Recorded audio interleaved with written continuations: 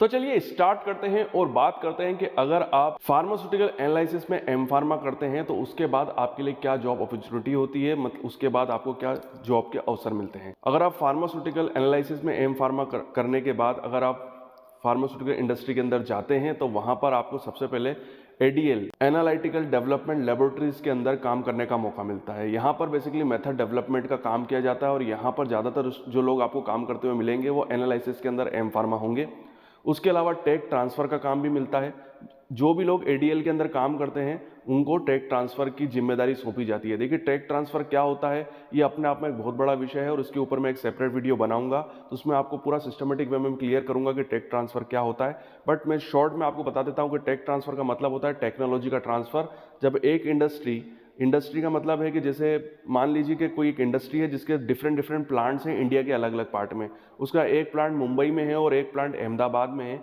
तो अगर मुंबई के अंदर अगर वो कोई प्रोसेस करते हैं, चाहे वो प्रोडक्शन से रिलेटेड हो या क्यूसी के अंदर कोई टेस्ट हो, और वही मेथड या वही प्रोसेस वो अब मुंबई के बाद अहमदाबाद में भी चालू करना चाहते हैं, तो मुंबई के लोग अहमदाबाद के लोगों को जाके सिखाते हैं कि आपको ऐसे इसके टेस्ट लगाने हैं, ऐसे इसका प्रोडक्शन करना है। तो इस पूरी प्रोसेस को बोला जाता है टेक ट्रांसफ़र। तो यहाँ पर जो एडीएल डिपार्टमेंट के जो लोग होते हैं वो बेसिकली एक दूसरे प्लांट में जाके उस प्लांट के लोगों को वहाँ पर ये बताते हैं कि आपको ये जो आपका जो प्रोडक्ट है जो पहले हमारे प्लांट में बनता था अब आपके प्लांट में बनने वाला है, तो इसका आपको कैसे टेस्ट परफॉर्म करना है, कैसे इसके टेस्ट लगाने हैं एचपीएलसी के अंदर, जीसी के अंदर, डीजो के अंदर, सभी इंस्ट्रूमेंट्स के रिलेटेड। तो ये एक टेक ट्रांसफ़र की प्रोसेस होती है। देखिए मैंने आपको शॉर्ट में समझाने की कोशिश करी है, बट आने वाले समय में मैं इसका एक सेपरेट वीडियो बनाऊंगा जहां पर मैं आपको टेक ट्रांसफ़र पूरा क्लियर करूंगा। तो यहाँ पर आप समझ गए होंगे कि टेक ट्रांसफ़र क्या होता है। तो बेसिकली अगर आप फार्मास्यूटिकल एनालिसिस से एम फार्मा करते हैं तो आपको फार्मा इंडस्ट्री के अंदर एडीएल डिपार्टमेंट के अंदर काम करने का मौका मिलेगा, साथ ही साथ आपको टेक ट्रांसफ़र भी करना है। एडीएल का भी मैं आपको शॉर्ट में बता देता हूँ कि एडीएल डिपार्टमेंट के अंदर मेथड डेवलप की जाती है। जो भी फार्मा इंडस्ट्री के अंदर कोई भी नया प्रोडक्ट मैन्युफैक्चर्ड होता है तो उसको कैसे एनालाइज करना है, उसकी एनालिसिस की क्या प्रोसेस होगी, तो उस प्रोसेस को डेवलप करने का काम कौन करता है, एडीएल में काम करने वाले लोग करते हैं। आपको क्यूसी क्वालिटी कंट्रोल लेबोरेटरीज के अंदर एचपीएलसी और जीसी में काम करने का मौका बहुत सबसे पहले मिलता है। यहाँ पर मैं आपको एक चीज़ बता दूं कि जो फार्मास्यूटिकल एनालिसिस से एम फार्मा होते हैं उन कैंडिडेट्स को डायरेक्टली एचपीएलसी और जीसी के लिए रिक्रूट किया जाता है, क्योंकि ये लोग जब पढ़ते हैं, जब एम फार्मा करते हैं तो सबसे ज़्यादा ये एचपीएलसी और जीसी के बारे में पढ़ते हैं, इसीलिए इनको सबसे ज़्यादा नॉलेज होने की वजह से इनको सबसे पहले मौका मिलता है एचपीएलसी और जीसी में काम करने का। अगर मैं बात करूँ क्वालिटी एश्योरेंस डिपार्टमेंट में, तो क्वालिटी एश्योरेंस डिपार्टमेंट में आपको वैलिडेशन डिपार्टमेंट और रेगुलेटरी अफेयर्स डिपार्टमेंट में काम करने का मौका मिलता है। और अगर बात की जाए इन प्रोसेस डिपार्टमेंट की, जिसे हम आईपीक्यूए कहते हैं, in process quality assurance department, तो वहां पर भी आपको एचपीएलसी और जीसी में काम करने का मौका काफी जल्दी मिलता है। यहां पर मैं एक बहुत इंपॉर्टेंट चीज आपके साथ शेयर करना चाहता हूं और इसको आप बहुत सिस्टमेटिक वे में समझिएगा, जिससे आपको पता चलेगा कि फार्मास्यूटिकल एनालिसिस का कितना ज्यादा इंपॉर्टेंस है फार्मा इंडस्ट्रीज के अंदर। देखिए फार्मास्यूटिकल इंडस्ट्रीज के अंदर जो आर&डी लेबोरेटरीज होती है जहां पर मेडिसिनल केमिस्ट्री, फार्माकोलॉजी, फार्माकोग्नोसी और फार्मास्यूटिक्स के लोग काम करते हैं, ये लोग वहां पर अपनी ब्रांच वाइज अलग अलग काम करते हैं। बट यहाँ पर एक इंपॉर्टेंट पार्ट ये होता है कि ये सभी लोग एक चेन से जुड़े हुए होते हैं, वो होती है एनालिसिस। ये जो भी काम कर रहे हैं अपनी ब्रांच के अंदर उनको उसका एनालिसिस करना पड़ता है। जब तक वो एनालिसिस नहीं करेंगे, उसकी टेस्टिंग नहीं करेंगे, तब तक उनको ये चीज़ पता नहीं चलने वाली है कि वो जो रिसर्च कर रहे हैं वो सही दिशा में जा रही है कि नहीं जा रही है, उसके रिजल्ट क्या आ रहे हैं। तो वहाँ पर उनको एनालिसिस ब्रांच जो होती है वो काफ़ी ज़्यादा हेल्प करती है। इसीलिए जितनी भी आर&डी लेबोरेटरीज होती हैं, चाहे वो सुटिक से रिलेटेड हो, मेडिसिनल केमिस्ट्री से हो, कोग्नोसी से हो या कोलॉजी से हो, वहाँ पर एनालिसिस से एम फार्म किए हुए कैंडिडेट्स भी वर्क करते हैं, क्योंकि वो रिसर्च में साथ साथ चलते हैं और रिसर्च में जो भी रिजल्ट्स आ रहे हैं वो कैसे पता लगेंगे, वाया एनालिसिस। क्योंकि हर डिपार्टमेंट के अंदर डिफरेंट इंस्ट्रूमेंट्स का यूज़ होता है। मैं आपको शॉर्ट में बताता भी हूँ कि कौन से डिपार्टमेंट्स के अंदर किस टाइप के इंस्ट्रूमेंट्स का सबसे ज़्यादा यूज़ होता है। अगर बात की जाए मेडिसिनल केमिस्ट्री की, तो मेडिसिनल केमिस्ट्री के अंदर बेसिकली एपीआई का डेवलपमेंट के ऊपर काम होता है, उसकी स्ट्रक्चर एक्टिविटी रिलेशनशिप के ऊपर काम होता है। अगर ड्रग कोई एडवर्स इफेक्ट शो कर रही है या साइड इफेक्ट शो कर रही है या वो मैन्युफैक्चरिंग के अंदर उसके अंदर कोई इंप्योरिटी जनरेट हो रही है, तो उसको पता लगाने का काम मेडिसिनल केमिस्ट्री डिपार्टमेंट के अंदर होता है। तो वहाँ पर आपको एनएमआर का यूज़ करना है, मास का यूज़ करना है, एफटीआईआर का यूज़ करना है। एफटीआर तो बहुत इंपॉर्टेंट इंस्ट्रूमेंट होता है मेडिसिनल केमिस्ट्री के अंदर।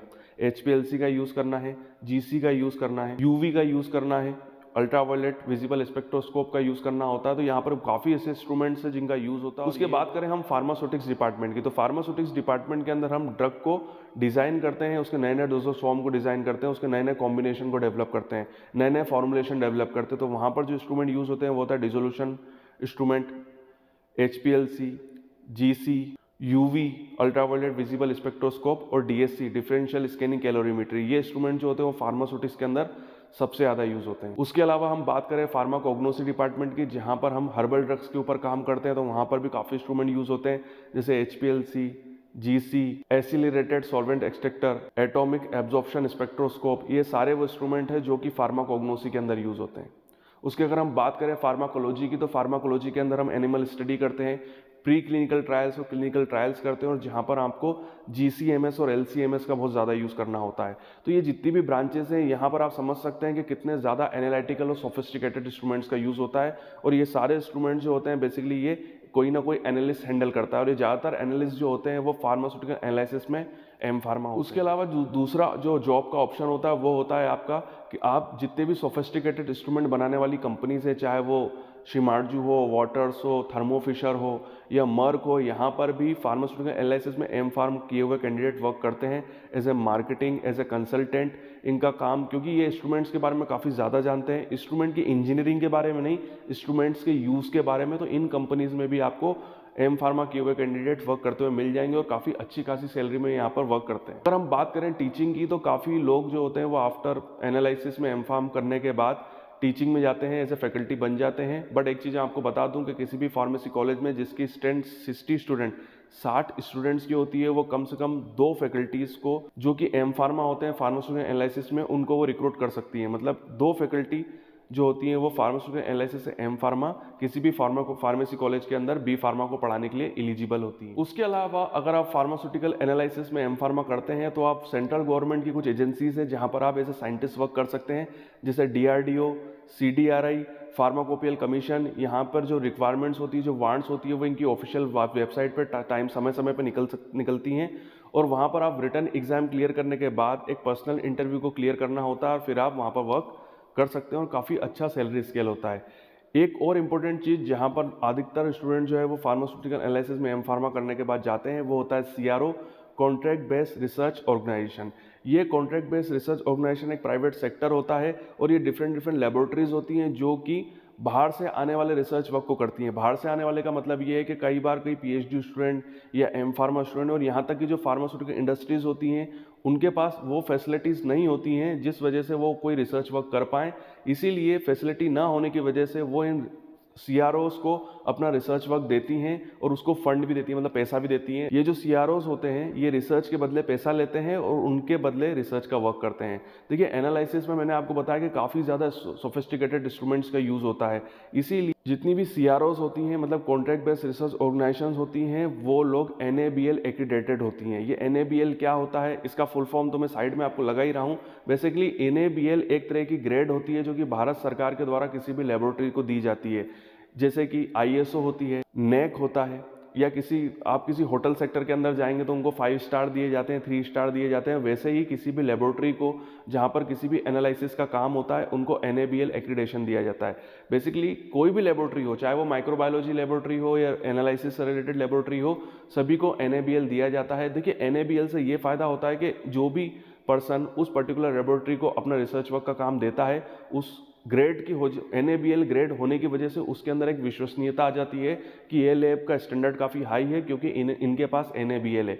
तो जो भी एनालिटिकल लेबोरेटरीज होती हैं जो कि CRO की तरह काम करती हैं, कॉन्ट्रैक्ट बेसिस पे काम करती हैं, उनके पास NABL होना कंपलसरी होता है। अगर उनके पास NABL एक्रीडेशन नहीं होता है तो वो एज ए CRO वर्क नहीं कर सकती हैं। तो ये बहुत इंपॉर्टेंट है कि जितने भी अगर आप फार्मास्यूटिकल एनालिसिस में एम फार्मा करने के बाद किसी CRO में काम करना चाहते हैं तो पहले आप पता कर लें कि वो लेबोरेटरी NABL एक्रीडेटेड है कि नहीं है। तो NABL का फंडा आप क्लियर कट समझ गए होंगे कि NABL किसी भी पर्टिकुलर लेबोरेटरी को दिया जाता है जो कि CRO की तरह काम करती है। बहुत इंपॉर्टेंट ये है कि कई बार मैंने ऐसे स्टूडेंट्स को देखा है जो कि 1 साल 2 साल 3 साल तक CRO के अंदर काम करते हैं और 3 साल के बाद वो अपना खुद का CRO ओपन करते हैं और फिर वो NABL के लिए जाते हैं। तो ये बहुत इंपॉर्टेंट है कि आप फार्मास्यूटिकल एनालिसिस में एम फार्मा करने के बाद आप सीआरओ में वर्क कर सकते हो और काफ़ी अच्छा सैलरी स्केल यहाँ पर दिया जाता है और वो सब आपकी स्किल के ऊपर डिपेंड करता है। तो इस वीडियो के माध्यम से मैंने आपको बहुत सिंपल और ईजी वे में ये समझाने की कोशिश करी है कि अगर आप फार्मास्यूटिकल एनालिसिस में एम फार्मा करते हैं तो उसके बाद आपके पास क्या जॉब अपॉर्चुनिटी होती है, और मैं आशा करता हूँ कि आपको बहुत ईजी वे में समझ में आ भी गया होगा। फिर भी अगर आपको कोई डाउट है, कोई चीज़ समझ में नहीं आई है, तो आप नीचे कमेंट बॉक्स में मुझसे क्वेश्चन पूछ सकते हैं। मैं ज़रूर आपके क्वेश्चंस का जवाब दूंगा। वीडियो देखने के लिए थैंक यू वेरी मच। आपके उज्ज्वल भविष्य की कामना करता हूँ और यूं ही बने रहिए मेरे साथ।